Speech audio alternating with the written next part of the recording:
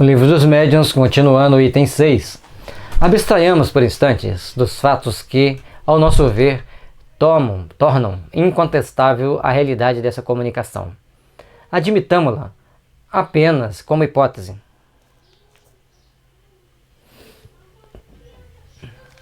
Pedimos aos incrédulos que nos provem, não por simples negativas, visto que suas opiniões pessoais não podem constituir lei, mas expendendo razões peremptórias, que tal coisa não pode dar-se. Baseado em que você pode me trazer o seu argumento de que não existe comunicação com os espíritos? Tem pessoas que falam, ou recebo mensagem de Deus ou recebo mensagem do diabo. São formas de crer que a gente respeita, mas receber a mensagem de Deus, todas as mensagens que nós recebemos, seja ela do bem ou do mal, têm a permissão de Deus. Isso é um fato que a doutrina espírita nos ensina, que a doutrina espírita nos explica.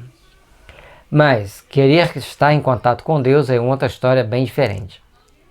E pior de tudo é que existem espíritos que se dizem ser Deus e encontra pessoas ingênuas que acreditam neles. Quando eles desviam essas pessoas do mal, tudo bem. O problema é quando eles embicam essas pessoas por caminhos negativos, por caminhos bem maléficos. Mas, então, as comunicações espíritas são admitidas ou não são admitidas? São aceitas ou não são aceitas? Isso é importante, que a pessoa tem que ter isso bem em mente para fazer um diálogo com alguém. O interlocutor tem que ter o básico, que é a crença em Deus e na existência da alma, certo? Colocando-nos no terreno em que eles se colocam, uma vez que entendem de apreciar os fatos espíritas com o auxílio das leis da matéria, que tirem desse arsenal qualquer demonstração matemática, física, química, mecânica, fisiológica, e provem por a mais, partindo sempre do princípio da existência e da sobrevivência da alma.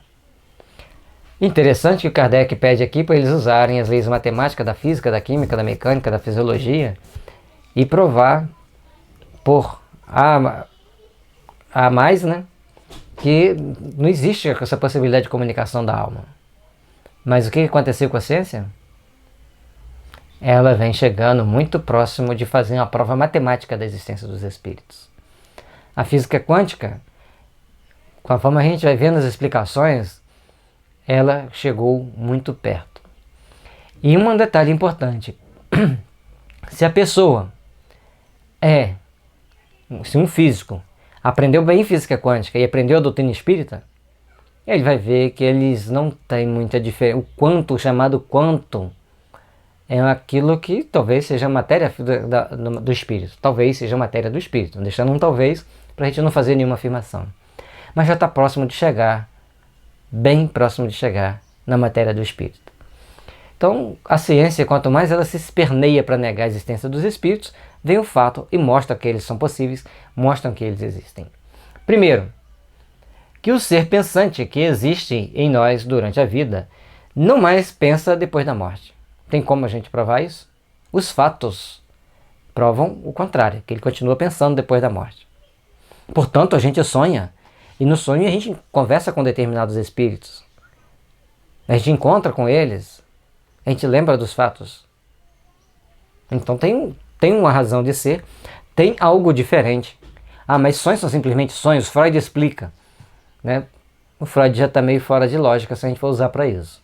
Ele traz muitas explicações, mas a sobrevivência da alma ficou muito mais próxima de ser entendida e explicada por Jung do que por Freud. Portanto, nós temos sonhos dos mais variados, e os sonhos, na formação do Miramês, nós temos o sonho de intercâmbio, de descarga psíquica e sonhos de intercâmbio, de descarga psíquica e sonhos que é a lembrança do mundo dos espíritos quando a gente está trabalhando. O que é um sonho de instrução? É quando a gente vai ao mundo dos espíritos para aprender. Inclusive aprender a ser espírita. Aprender que existe alma, aprender que existe espírito. Existem cursos para isso no mundo dos espíritos. Na hora que você está tendo determinadas possibilidades espirituais, tem uma equipe de espíritos que vão lá te ensinar, vão lá te instruir, nunca te lesando, mas sempre te levando pela lei da afinidade, para que você possa compreender e buscar trabalhar toda essa compreensão do mundo dos espíritos. O sonho de descarga mental, descarga psíquica, é aquele que você está com grande tensão, uma grande preocupação. Aí você sonha que resolveu aquele problema. Às vezes o sonho é uma solução para o problema, te mostra como você vai solucionar. E a outra é para você se desligar daquela situação. E eu acho interessante que aí sim, essa daí o Freud explica bem. É o que ele realmente coloca.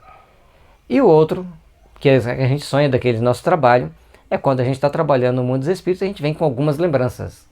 Então são as 3 formas que a gente tem de entender o sonho segundo a visão espírita. Bom, segundo ponto. Que se continua a pensar, está inibido de pensar naqueles a quem amou. Então o espírito continua pensando.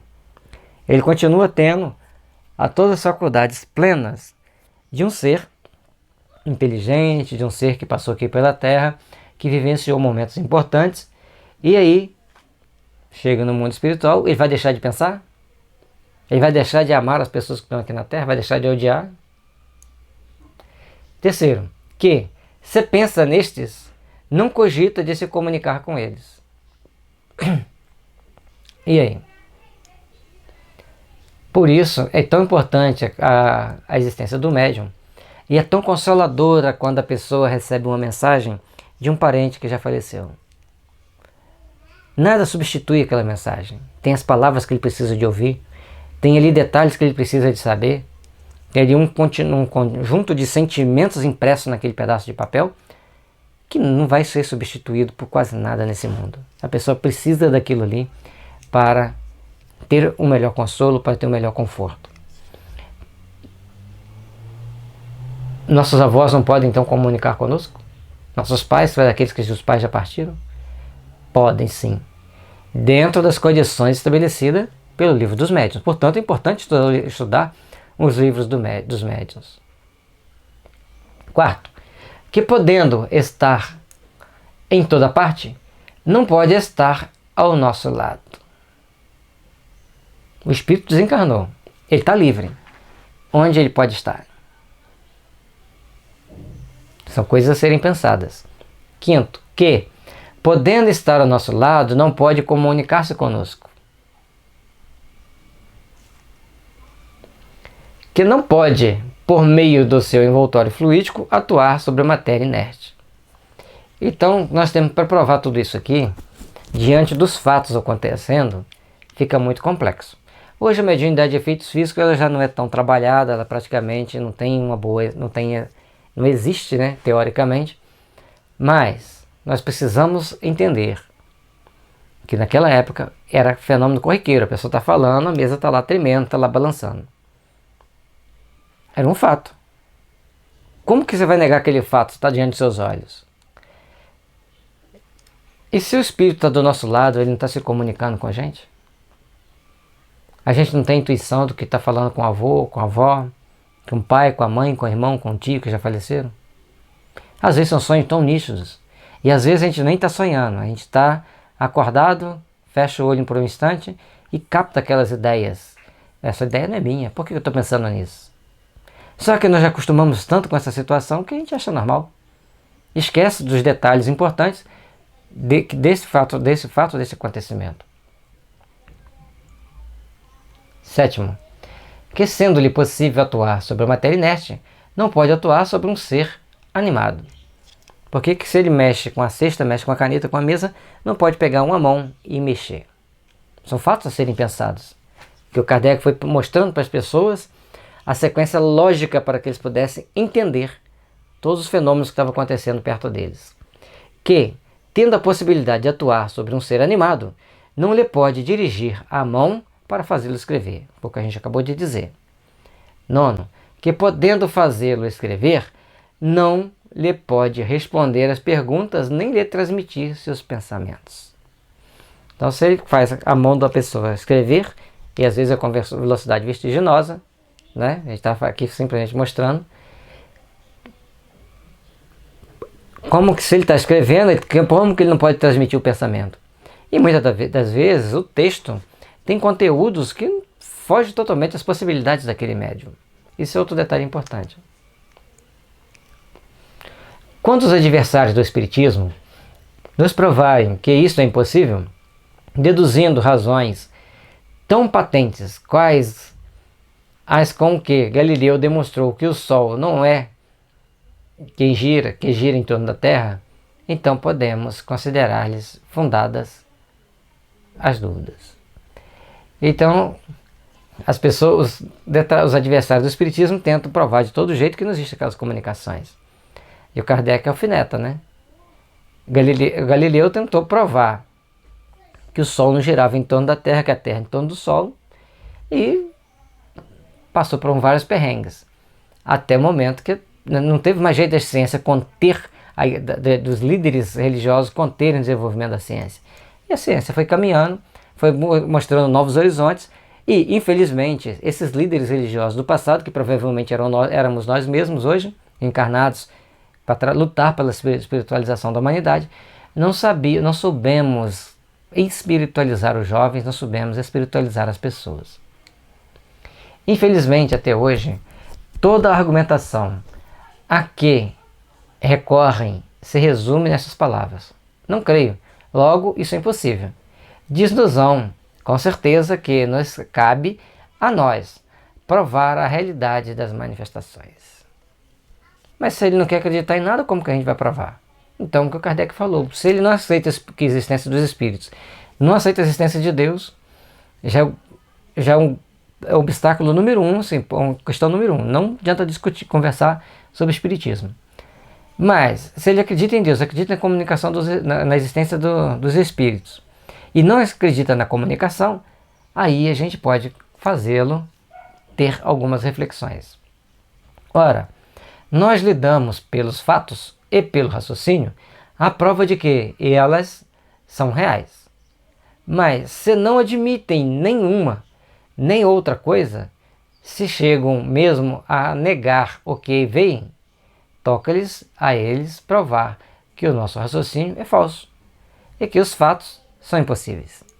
Então a pessoa chega, fala que não acredita, ele vai diante de uma reunião onde tem as manifestações, tem a mesa girante, tem a comunicação inteligente, e a pessoa não admite, continua negando a existência. Eu conheci uma médium há tempos, ela estava conversando, ela falava que ela não entendia por quê, que algumas pessoas conversavam com ela na rua e de repente sumiam, do nada, e ela ficava muito revoltada com aquilo. Que falta de educação, nem para falar tchau para mim. E ela contou que ela estava indo para a campanha do Quilo um dia com a gente, e encontrou um velhinho falando com um velho, que era um negro, de cabelo e barba grisalha, que foi caminhando com ela um bom tempo, explicando para ela alguma coisa que falava de um jeito que ela não entendia direito, e ela ficou achando que a campanha do Quilo não era coisa de se fazer.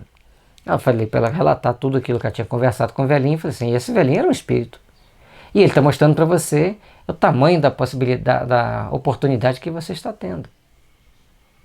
E era um espírito de luz. Aí ela ficou meio assustada e revoltada, porque ela não queria ver espírito e via constantemente, conversava com eles achando que estava conversando com pessoas. E tentava negar a existência dos espíritos. Isso que é o mais interessante. Aí terminou, a gente vai para a segunda parte, ainda na primeira parte, mas o capítulo 2 do Maravilhoso e do Sobrenatural.